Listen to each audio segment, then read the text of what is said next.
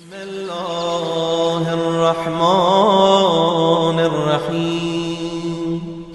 السلام عليك يا حجة الله في أرضه، السلام عليك يا عين الله في خلقه، السلام عليك يا نور الله الذي يهتدي به المهتدون ويفرج به عن المؤمنين.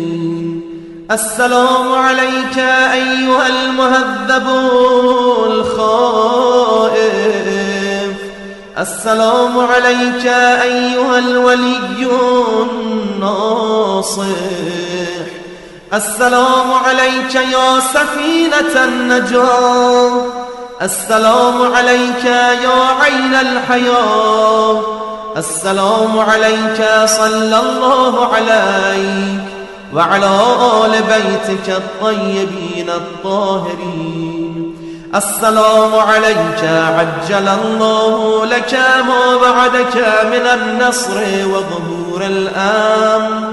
السلام عليك يا مولاي، أنا مولاك عارف بأولاك وأخراك، أتقرب إلى الله تعالى بك وبآل بيتك وأنتظر ظهورك وظهور الحق على يديك.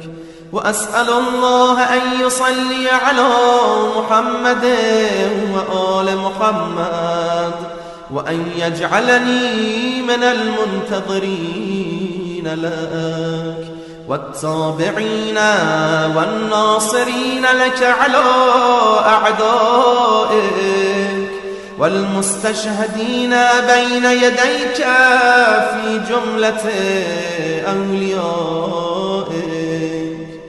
يا مولاي يا صاحب الزمان، صلوات الله عليك وعلى آل بيتك. هذا يوم الجمعة وهو يومك المتوقع فيه ظهورك والفرج فيه للمؤمنين على يديك، وقتل الكافرين بسيفك. وأنا يا مولاي فيه ضيفك وجارك، وأنت يا مولاي كريم من أولاد الكرام، ومأمور بالضيافة والإجارة، فأضفني وأجرني صلوات الله علي وعلى أهل بيتك الطيبين الطاهرين.